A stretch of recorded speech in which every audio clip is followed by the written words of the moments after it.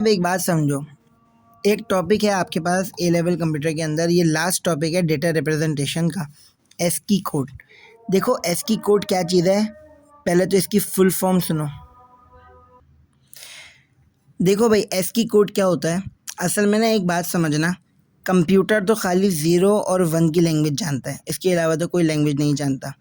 अब आपने कंप्यूटर के अंदर क्या करा, ए लिखा, अब कंप्यूटर को तो पता ही नहीं ये क्या है, तो याद रखना हर लेटर का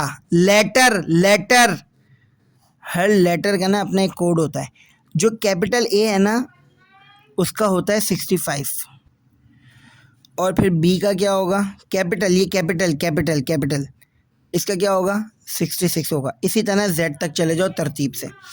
अब छोटी ABCD का सुनो, छोटी ABCD का जो कोड होता है ना, कोड वो होता है 97। भाई आपके सिलेबस में ये है कि बस आपको ये पता होना चाहिए एस्की कोड क्या है, रटना ये ज़रूरी नहीं है, तो बस एक दो के रट लो। कैपिटल ए का 65, ए का 97, ठीक है। अच्छा इसी तरीके से जब हम ज़ीरो को एज अ करेक्टर यूज़ करते हैं, ये भी होता है कभी ना कभी, कब होता है तुम्हें बाद में समझ आ जाएगा, अभी तुम्हारे लिए ज़रूरी नहीं है। ये ज़ीरो एज अ बाइनरी नहीं है, एज अ करेक्टर है। हाँ, तो अब कंप्यूटर को कैसे समझ आए कि ज़ीरो का क्या मतलब है, तो ज़ीरो का कोड होता है 48, तो 1 का कोड क्या होगा, इसके बाद बढ़ा लो 49, ऐसी तरतीब से बस आगे चलते रहेंगे। अच्छा आप कंप्यूटर के अंदर स्पेस का बटन दबाते हो, तो स्पेस भी तो कोई काम करता है ना। अब कंप्यूटर को कैसे पता है यहाँ पे स्पेस लेना है, तो स्पेस का जो कोड होता है वो होता है 32। बिल्कुल याद नहीं करना, सिर्फ बातें समझनी है।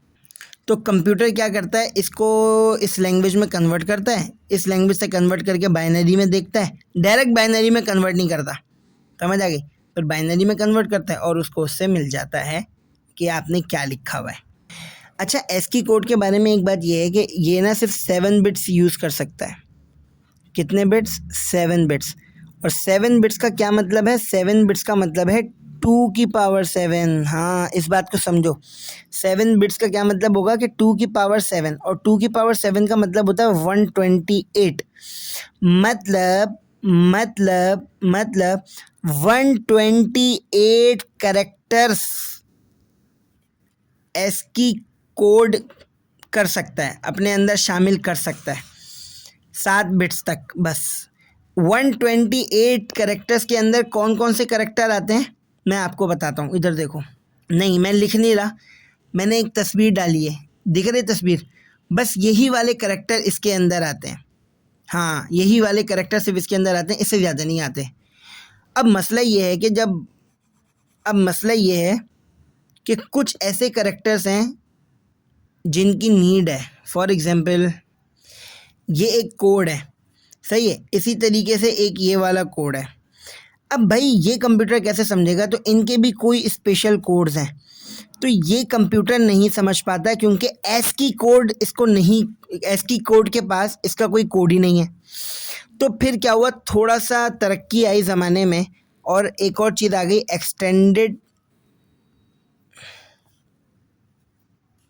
फिर एक ज़माने में एक चीज़ आ गई एक्सटेंडेड एस्की कोड, ये आ गया। इसके अंदर कुछ एक्स्ट्रा ऐसे लेटर्स थे जो आ सकते थे इसके अंदर, इनके अलावा। अच्छा तो एक्सटेंडेड एस्की कोड जो है ये कितने बिट्स यूज़ करता है, 8 बिट्स। ये कितने बिट्स यूज़ करता है, और 8 बिट्स का क्या मतलब है कि 2 की पावर 8, और 2 की पावर 8 का मतलब है 256 करेक्टर्स। हाँ अब एक्सटेंडेड एस्की के अंदर 256 करेक्टर्स आ सकते हैं। 128 करेक्टर तो यही वाले जो मैंने अभी तस्वीर डाली थी, और दोबारा से दिखाता हूँ, और एक्सटेंडेड एस्की कोड के अंदर 128 तो वही वाले जो एस्की कोड के अंदर होते हैं, और बाकी 128 एक्स्ट्रा कुछ ऐसे लैंग्वेज। ठीक है, बात समझ में आ गई। लेकिन ये एक्सटेंडेड एस्की कोड के अंदर एक प्रॉब्लम ये आने लगी कि हर कंपनी ना अपने स्टाइल का बनाती थी, हर कंपनी का अपने स्टाइल से कोड रखते थे, अपने स्टाइल से ही होता था। तो कुछ चीज़ें ऐसी होती थी दूसरी कंपनी नहीं समझती थी, तीसरी कंपनी नहीं समझती थी। अब मिसाल के तौर पे एक है इमोजी, है ना, इमोजी। अब ये इमोजी जो है कोई भी इमोजी हम जो बनाते हैं आजकल व्हाट्सएप पे एक दूसरे की तस्वीर भेजते हैं, ये कंप्यूटर कैसे समझ पाएगा कि भाई मुझे ये वाली इमोजी भेजनी है? तो एस की कोड, अच्छा हाँ भाई हाँ, मैं फुल फॉर्म तो बताना भूल गया। एस की कोड ये वो कोड है जिसके अंदर सिर्फ और सिर्फ इंग्लिश लैंग्वेज और 01 के कोड आ सकते हैं और इसके अलावा कोई कोड नहीं आ सकते। तो फिर क्या हुआ, अब ऐसे करैक्टर्स आ गए जिनका कोई हल ही नहीं, क्योंकि एस की कोड जो है ना ये अमेरिकन बेस्ड होती है। इसकी फुल फॉर्म रट्टा मार लो, ये अमेरिकन बेस होती है, बस इसके अंदर इंग्लिश लैंग्वेज आ सकती है और कुछ नहीं आ सकता। एक्सटेंडेड एस की कोड के अंदर इंग्लिश के अलावा कुछ और करैक्टर्स भी आ सकते हैं। लेकिन यूनिकोड आया, यूनी से मुराद यूनिवर्सल, मतलब जो जिसके अंदर पूरी कायनात होती है, ऐसे ना, ये मैं समझाने के लिए तुम्हें बताया। तो जब यूनिकोड आया तो यूनिकोड के अंदर हर तरह के कैरेक्टर्स का कोड आ गया और जिसकी वजह से मसला हल हो गया। आ गई बात समझ में?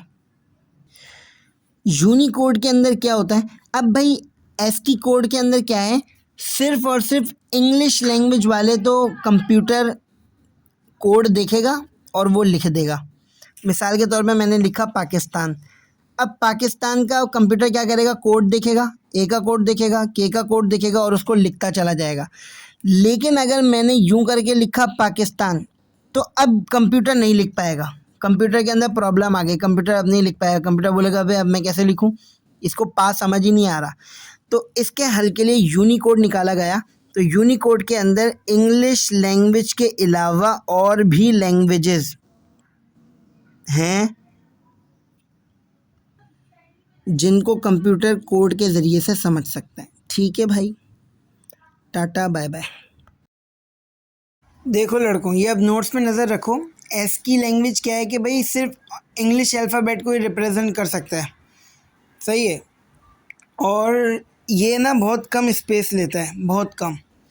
फिर एक्सटेंडेड एस की आई, तो इसके अंदर 256 कैरेक्टर्स आ सकते हैं और ये स्पेस लेता है एस की से भी ज़्यादा। अब फिर कुछ ऐसे कैरेक्टर्स थे जिनका पॉसिबल नहीं हो पा रहा था कि भाई कैसे इनको भी तो पता करना, जैसे इमोजी वगैरह हो गए, तो वो ना बहुत ही ज़्यादा स्टोरेज लेते हैं, बहुत ही ज़्यादा स्टोरेज लेते हैं। जैसे कि एसकी के अंदर देखो 7 बिट्स तक लेता है, लेकिन यूनिकोड के अंदर 2 से 4 बाइट, सिर्फ एक कैरेक्टर के लिए 2 से 4 बाइट तक की जगह घेरता है। 2 से 4 बिट नहीं, बाइट, और एक बाइट 8 बिट का होता है। ये मैंने पास्ट पेपर्स के तकरीबन 7 या 8 पेजेस डाले, इनको सॉल्व करने की ख़ुद से कोशिश करो। अगले लेक्चर में हम ये पास्ट पेपर करने वाले हैं इंशाअल्लाह, ठीक है। ट्राई आप लोग करो, जिनका हो वो मुझे व्हाट्सएप पे भेज के दिखाएं। कोई बात हो मुझसे पूछें, नहीं होती तो फिर तो मैं कराऊंगा ही, ठीक है भाई।